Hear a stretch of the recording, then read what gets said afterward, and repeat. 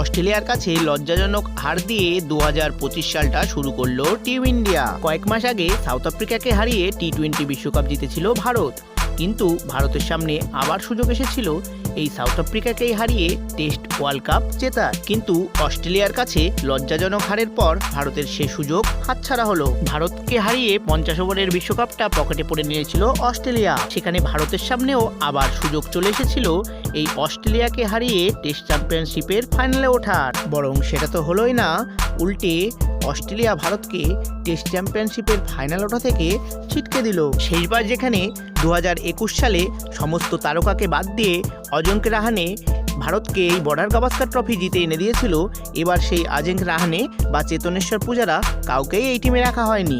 এছাড়াও রোহিত ও কোহলিকে ছাড়া প্রথম টেস্টে জসপ্রীত বুমরা যেভাবে অস্ট্রেলিয়াকে হারিয়ে দিয়েছিল, তাতে সমস্ত ভারতীয় দর্শকরা মনে করেছিল এবার হয়তো এই বর্ডার গাভাস্কার ট্রফিটা জেতা স্রেফ সময়ের অপেক্ষা।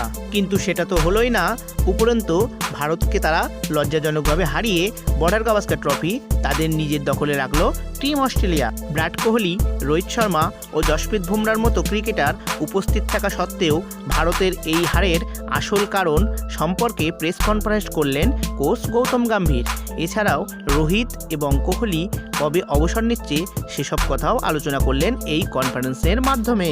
যেখানে প্রথম টেস্ট ভারতীয় দল জসপ্রীত বুমরার নেতৃত্বে 295 রানের বিরাট ব্যবধানে জিতেছিল, সেখানে তারা বড় ভুল করেছিল প্রথম টেস্টের প্লেয়িং 11টাকে ভেঙে ফেলে। আর প্রথম টেস্টের এই প্লেয়িং 11টা ভেঙে ফেলা যে কত বড় ভুল হয়েছিল সেটা বোঝা গেল অস্ট্রেলিয়ার কাছে 3-1 ব্যবধানে হারের পর।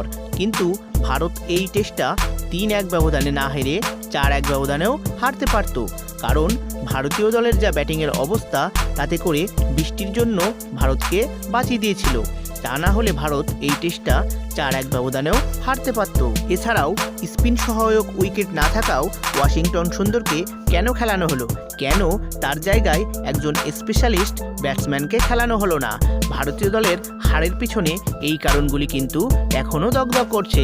তো যাই হোক, এই হারের পর অনেকে ভেবেছিলেন হয়তো রোহিত ও বিরাট কোহলি তারা অবসর নিতে চলেছেন। তো এই টেস্টের পর বিরাট কোহলি ও রোহিত শর্মা তারা তো অফিসিয়ালভাবে অবসর ঘোষণা করেননি ঠিকই, উল্টে রোহিত শর্মা আরও বলেছেন তারা যখন ইচ্ছা তাদের মর্জি অনুযায়ী অবসর নেবেন, কেউ তাদের আটকাতে পারবে না।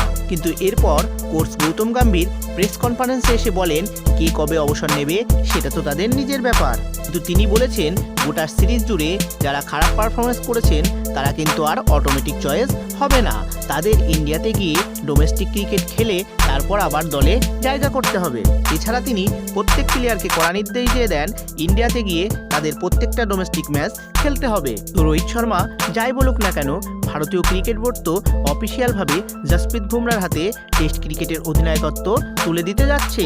পাশাপাশি গত 2 বছর ধরে বিরাট কোহলি যেখানে কোনো ডোমেস্টিক ম্যাচ খেলছেন না, তার বদলে তিনি লন্ডনে গিয়ে ছুটি কাটাচ্ছেন আর ম্যাচ খেলার সময় এসে খারাপ ব্যাটিং করছেন এবং ভারতীয় ক্রিকেটকে ডোবাচ্ছেন।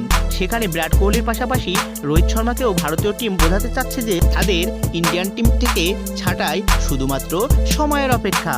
তো ফ্রেন্ডস, ভারতের এই টিম নিয়ে আপনার মতামত আমাদের কমেন্ট বক্সে কমেন্ট করুন।